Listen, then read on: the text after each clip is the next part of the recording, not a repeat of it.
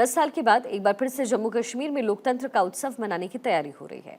जम्मू कश्मीर पर सिर्फ पूरे देश की ही नहीं बल्कि सारी दुनिया की नजर है, क्योंकि धारा 370 हटने के बाद घाटी में ये पहला विधानसभा चुनाव है। और सबसे बड़ा सवाल है कि क्या नई सरकार के आने से घाटी में शांति वापस आएगी?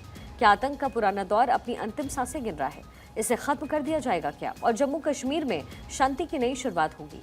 जिस तरीके से जम्मू कश्मीर में टूरिस्ट और टूरिज्म के नए नए रिकॉर्ड्स बन रहे हैं, क्या ये सब इसी तरीके से पटरी पर चलता रहेगा और जम्मू कश्मीर भी देश के बाकी राज्यों की तरह विकास के नए आयाम गढ़ सकेगा?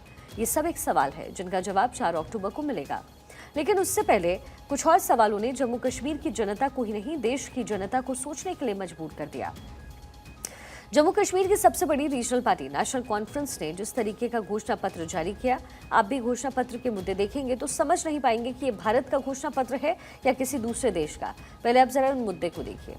उमर अब्दुल्ला ने पार्टी की घोषणा पत्र जारी करते हुए कहा कि हमारी सरकार बनी तो हम जम्मू कश्मीर से आर्टिकल 370 और 35A बहाल करेंगे। भारत पाकिस्तान के बीच बातचीत की शुरुआत कराने का प्रयास करेंगे।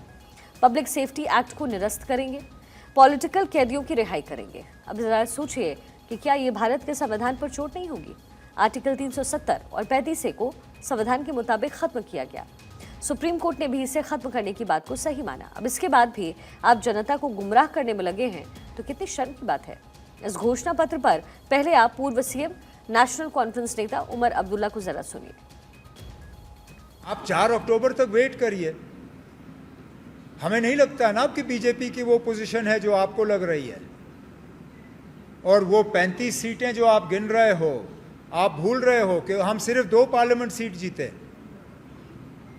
2 पे हम लड़े ही नहीं और 1 पे हम हारे।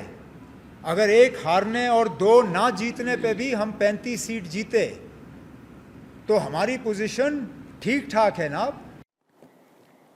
तो सुना आपने, नया सुप्रीम कोर्ट होगा। क्या ऐसे नेताओं को ये उम्मीद है कि एक दिन फिर से ये जम्मू कश्मीर को उसी आतंक के दौर में डालेंगे जहां आए दिन पत्थरबाजी होती थी, आए दिन कश्मीर में अलगाववादियों ने बंद बुलाया होता था? क्या उन अलगाववादियों को जेल से निकाल करके कश्मीर को एक बार फिर से बंद देखना चाहते हैं? अब आप सोच रहे होंगे कि आखिर उमर अब्दुल्ला को अपने घोषणा पत्र में ये सब डालने की जरूरत है क्या? पाकिस्तानी प्रेम, अलगाववादी प्रेम दिखाने की क्या जरूरत पड़ गई? दरअसल उमर अब्दुल्ला जो हैं, उन्होंने सिर्फ ये घोषणा नहीं की है, और भी बहुत सारी की है। फ्रीबीज की भी जमकर घोषणाएं की गई है। पहले आपको वो भी बताते हैं। 200 यूनिट फ्री बिजली ये घोषणा पत्र में है। गरीब महिलाओं को 5,000 हर महीने देने का वादा। 1 लाख नौकरियां पैदा करना। गरीब परिवार को साल में 12 फ्री सिलेंडर देना।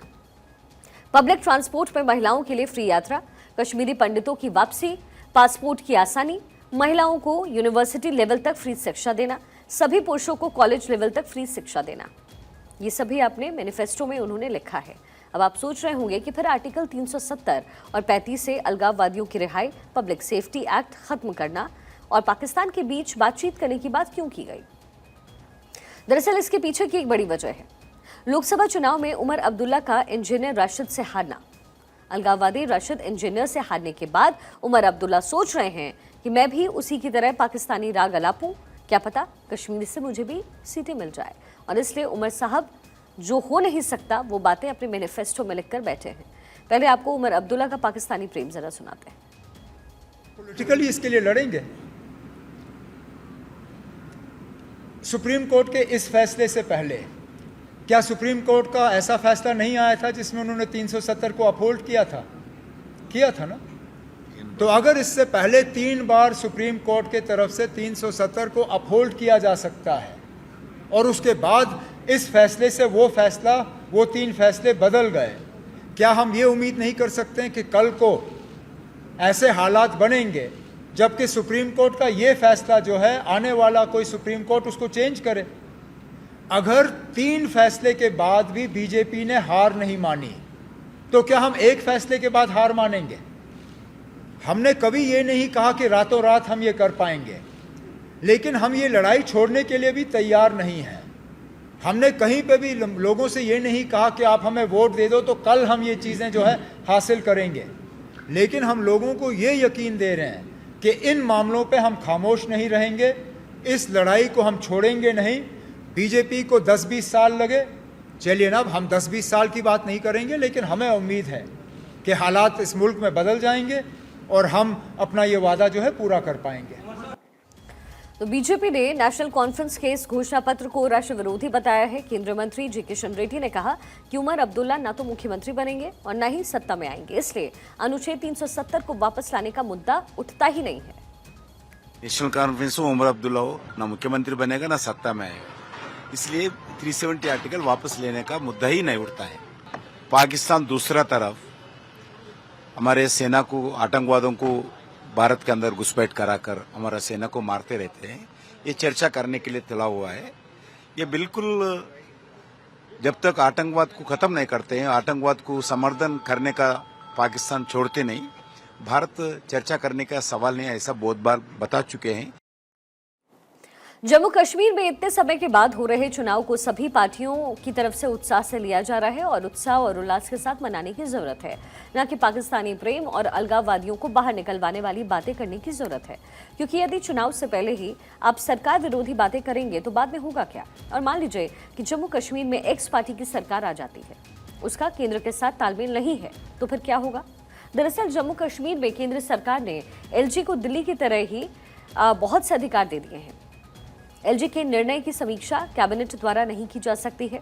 एलजी के प्रतिनिधि सभी कैबिनेट बैठकों में भाग लेंगे, यहां तक कि मंत्रियों के कार्यक्रम और बैठक के एजेंडे भी कम से कम 2 दिन पहले उनके कार्यालय में जमा कराने होंगे।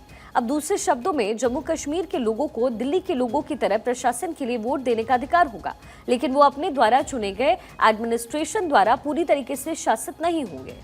दरअसल जम्मू कश्मीर एक सेंसिटिव क्षेत्र है, इसकी सीमा जो है वो पाकिस्तान से जुड़ती है, इसलिए यहाँ पर केंद्र के लिए सत्ता का कंट्रोल होना जरूरी है।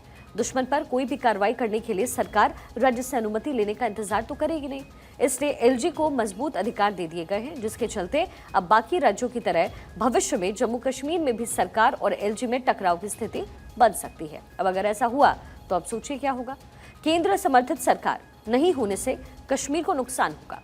जम्मू कश्मीर की सरकार को हर निर्णय एलजी से पूछकर लेना पड़ेगा। एलजी को सरकार से ज्यादा शक्तियां होंगी। दिल्ली की तरह ही सरकार और एलजी में बड़ा विवाद होगा, जैसा आप दिल्ली में भी देखते हैं। अब इससे जम्मू कश्मीर का मुद्दा अंतर्राष्ट्रीय खबर बनेगा, क्योंकि कश्मीर पर विदेशी मुल्कों की भी नजर है। वो हर छोटी बात को बड़ा प्रोपेगेंडा बनाएंगे, इसलिए जम्मू कश्मीर में केंद्र और राज्य को मिलकर के चलना पड़ेगा।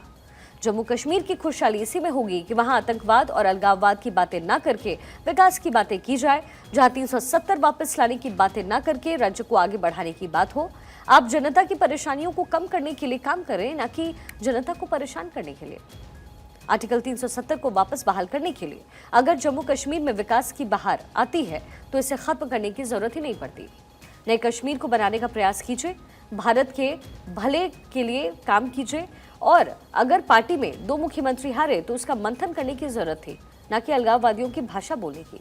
वरना पहले आपको लोकसभा में रिजेक्ट किया गया और अब कहीं विधानसभा में भी आपको जम्मू कश्मीर की जनता रिजेक्ट ना कर दे।